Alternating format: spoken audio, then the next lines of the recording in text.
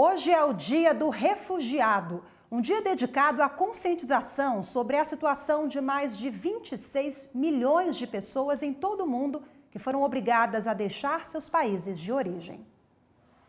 Uma crise política na Costa do Marfim fez Frank atravessar o Oceano Atlântico para pedir refúgio no Brasil. Foi difícil porque, sabe, deixar seu país para outro país não é fácil. O costureiro é uma das 70 milhões de pessoas que foram forçadas ao longo da história a deixar as próprias casas, por diversos motivos: conflitos, perseguições, violência. Mais de 2/3 dos refugiados do mundo são da Síria, Afeganistão, Sudão do Sul, Mianmar e Somália. Já as nações que mais acolhem são a Turquia, o Paquistão, a Uganda e o Sudão. Juntos, eles já receberam mais de 7 milhões de pessoas.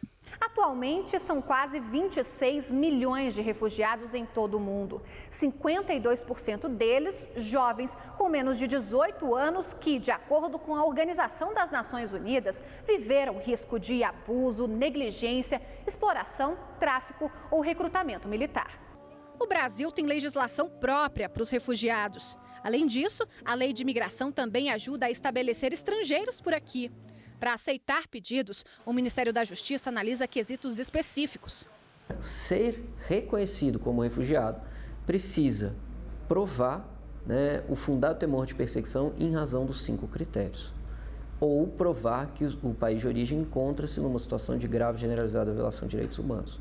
Então, pedir, qualquer um que não seja brasileiro pode pedir, mas ser reconhecido como tem que atender os critérios da Lei 9474. Perseguição política, raça, religião, nacionalidade ou grupo social. Hoje, no Brasil, são mais de 180 mil solicitações em aberto. Cerca de 100 mil delas de cidadãos venezuelanos. A fronteira de Pacaraima, em Roraima, é a maior porta de entrada.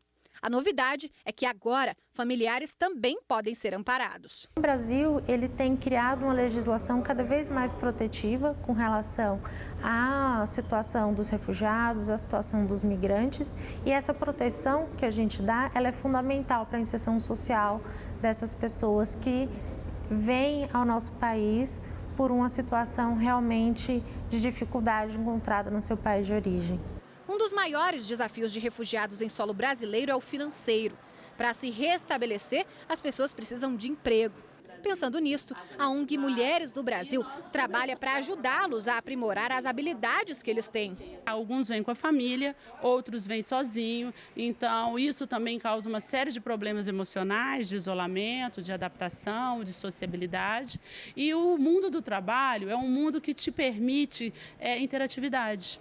Isso é muito importante para a qualidade de vida de qualquer pessoa. Todos estes vestidos foram criados pelo Frank. Tecidos africanos ganharam modelagens bem brasileiras. O desejo dele agora é ser um grande estilista. O sonho é que quero realizar meu sonho. Coisa que eu fiz, quero promover isso para a pessoa, para Brasília também.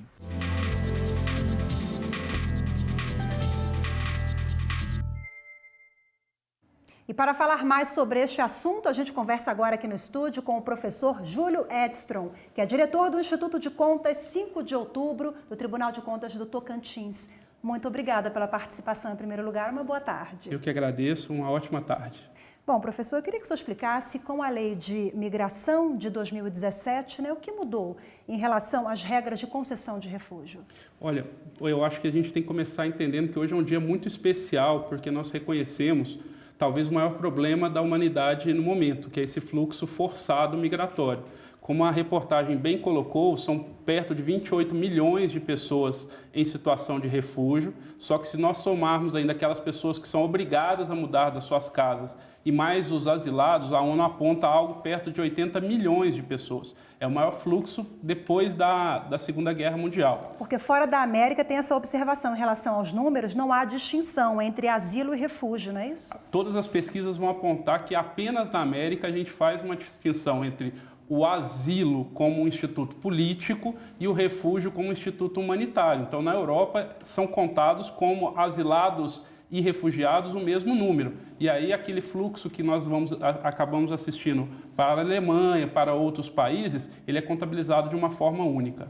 Agora, chegando no Brasil, quais são os direitos e garantias, falando da área jurídica e de assistência social, que esse refugiado recebe no nosso país? Por ser um instituto humanitário, a pessoa se autodeclara refugiada. E ao se autodeclarar, se inicia um processo de proteção. Nós temos que imaginar que várias pessoas, seja da Venezuela, seja da África, de países que estão em guerra, como a Síria, chegam ao Brasil sem absolutamente nada. Então, o Estado brasileiro passa a ter um dever de proteção para essa pessoa, oferecendo a eles condições de trabalho, de segurança, de lazer e, principalmente, de inserção na nossa sociedade, até que ele se restabeleça e faça uma escolha de permanecer no Brasil ou de voltar para o seu país de origem. E ele não tem uma condição especial, né? Ele fica em condição igual a de qualquer brasileiro. É uma condição igualitária, mas assim, tratamento isonômico. Esse refugiado muitas vezes vai ter um problema sério de inserção de língua. Vamos imaginar um sírio, como é que ele vai se comunicar? Então é necessário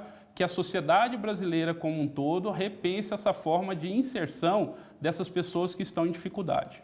Agora, doutor Júlio, é possível que pessoas LGBTI que sejam perseguidas também consigam esse amparo como refugiados? No direito internacional, e a América Latina foi pioneira nesse sentido, é chamado conceito estendido de refugiado. O refugiado é aquela pessoa que é perseguida por causa da sua cor, sua crença, sua raça ou por uma grave violação dos seus direitos humanos. Nós temos hoje ainda vários países, mais de uma dezena de países, que criminalizam a conduta sexual das pessoas. Então, por essa condição, por essa violação do direito de personalidade, nós temos hoje mais de 350 pedidos de pessoas que se autodeclaram nessa condição de LGBTI para receberem o refúgio. E aí, de novo, como é autodeclaratório, primeiro a pessoa é acolhida no país para depois ser verificado se essa condição se encaixa ou não. Agora, como é que funciona? Uma pessoa da família pode pedir o refúgio para as demais também?